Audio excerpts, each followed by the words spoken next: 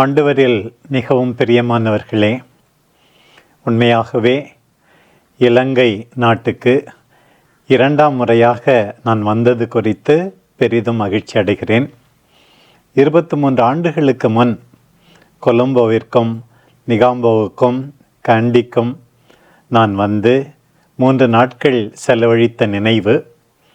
அப்போது யாழ்ப்பாணத்திற்கோ மன்னாருக்கோ நான் வர இயலவில்லை.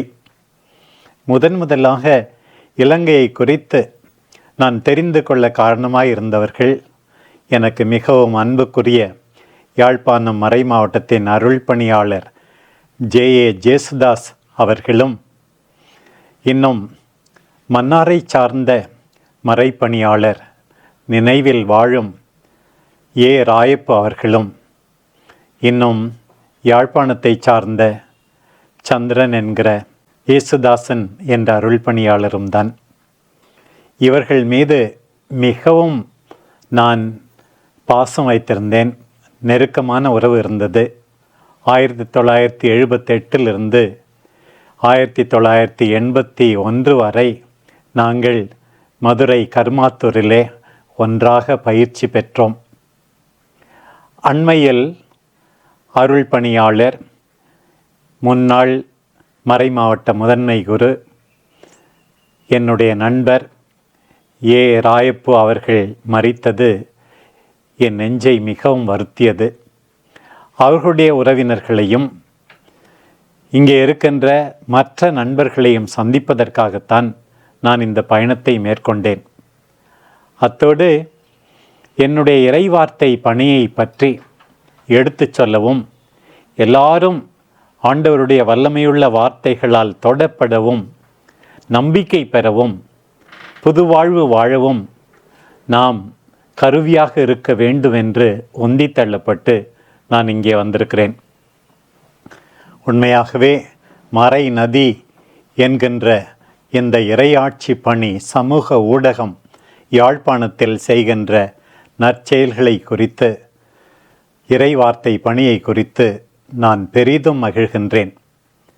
அன்பு தந்தை ஆண்டோன் ஸ்டீஃபன் அவர்கள் இந்த பணியில் எத்தனையோ பேரை ஒருங்கிணைத்து இந்த மறை மாவட்டம் இறை ஆட்சியில் வளர பெரிதும் துணை புரிவதற்காக அவருக்கு இதயமார்ந்த நன்றியையும் பாராட்டையும் நான் தெரிவிக்கின்றேன்.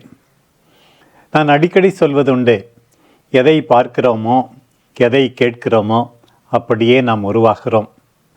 அந்த காலத்திலேயே 2ஆம் வத்திக்கான் சங்கம் எடுத்து சொன்னது, நற்செய்தி அறிவிப்பிற்காக நவீன ஊடகங்களை நாம் பயன்படுத்தவில்லை என்றால் நாம் பாவம் செய்கின்றோம் என்று.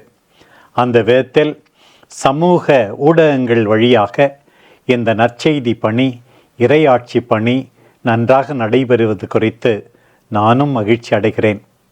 அன்பார்ந்த யாழ்ப்பாணம் வாழ் நம்பிக்கையாளர்களே, இலங்கையில் வாழ்கின்ற மற்ற சகோதர சகோதரிகளே, உங்கள் எல்லாருக்கும் ஆண்டவருடைய செய்தியை நான் எடுத்து சொல்ல வேண்டுமென்றால் மீண்டும் மீண்டும் சொல்லுகின்ற இதே செய்திதான். ஆண்டவர் இல்லாமல் நாம் எதுவுமே செய்ய முடியாது.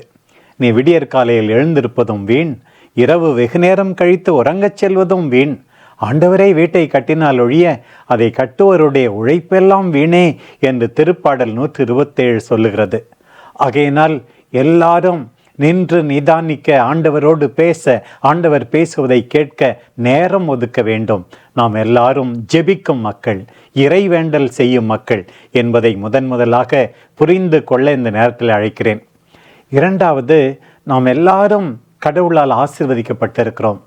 அதற்காக நாம் கஷ்டப்பட்டு முயற்சி எடுத்து நம்முடைய வேலையை செய்ய வேண்டும். நம்முடைய உறவுகளுக்காக, குடும்பத்தாருக்காக, தேவையில் இருப்பவர்களுக்காக, திறமைகளை வளர்த்து கொள்வதற்காக, ஆண்டவரை மகிமைப்படுத்த கஷ்டப்பட்டு வேலை செய்கின்றவர்களாக நாம் எல்லாரும் மாற வேண்டும். 3வது, நாமும் ஆண்டவர் இயேசுவினுடைய மனநிலையை பின்பற்றி இரக்கமுள்ளவர்களாக இருக்க வேண்டும். துன்புறுகின்ற நம் சகோதர சகோதரிகளின் கண்ணீரை கண்டு நாம் சும்மா இருந்தால் நாம் நம்பிக்கையாளரே அல்ல, இயேசுவின் சீடர்களே அல்ல. அதையும் மனத்தில் கொள்ளுங்கள். இதையெல்லாம் தாண்டி நாம் எல்லாரும் தாழ்ச்சி உள்ளவர்களாக, நன்றி உள்ளவர்களாகவும் இருக்க வேண்டும். பெற்றுக்கொள்ளாது எது உன்னிடத்தில் உள்ளது என்கின்றார் பவுலடியார். நம்மிடம் உள்ளதெல்லாம் பெற்றுக்கொண்டதாக இருக்க நாம் வீண் பெருமை அடிக்கக்கூடாது. எனவே எல்லாரும் அடுத்தவரை மதிக்க கற்றுக்கொள்ள வேண்டும். யாரெல்லாம் நமக்கு உதவி செய்தார்களோ அவர்களுக்கெல்லாம் நன்றி கூறி வாழ வேண்டும். எல்லாவற்றுக்கும் மேலாக நம் அன்பு தெய்வம், அதை தாண்டி நம்முடைய பெற்றோர், உடன்பிறப்புகள், ஆசிரியர்கள், நமக்கு ஏதாவது ஒரு விதத்தில் சிறு உதவி செய்தவர்கள் எல்லாருக்கும் நன்றி கூறி வாழ வேண்டும். ஆங்கிலத்தில் சொல்ல வேண்டுமென்றால், அன்பார்ந்த இலங்கை மக்களே, அன்பார்ந்த யாழ்ப்பாணம் நம்பிக்கையாளர்களே, உங்கள் எல்லாருக்கும் நான் சொல்வது, be prayerful, be hard working, be compassionate, be humble and grateful. இதுதான் நான் உங்களுக்கு விடுக்கின்ற செய்தியாக இருக்கிறது. நம் அன்பு தாய் அன்னை கன்னிமரியா இவை எல்லாவற்றையும் வாழ்ந்தார். எல்லாவற்றையும் தம் அன்பு மகன் இயேசுவுக்கு கற்றுக் கொடுத்தார். அந்த தாய் உங்கள் எல்லாருக்காகவும் பரிந்து பேசுவாராக. இந்த நேரத்தில் இந்த இலங்கை நாட்டின் வழியாக, முக்கியமாக யாழ்ப்பாணம் மன்னார் மறை மாவட்டத்தின் வழியாக இறைவன் நான் வளர துணையாக இருந்தார். எத்தனையோ அன்பு உள்ளங்களை எனக்கு கொடுத்தார். குறிப்பாக என்னுடைய அன்பார்ந்த அருள் பணியாளர்களை எனக்கு அறிமுகம் செய்து வைத்தார். மாணவர்களாக இருந்த போதிலேயே அவர்களுக்கும் அவர்கள் குடும்பத்தாருக்கும் அவர்கள் சார்ந்துள்ள இந்த 2 மறை மாவட்டங்களுக்கும் என்னுடைய இதயமார்ந்த நன்றியையும் பாராட்டுக்களையும் ஜெபங்களையும் தெரிவித்துக் கொள்கிறேன். இயேசுக்கே புகழ், மரியே வாழ்க.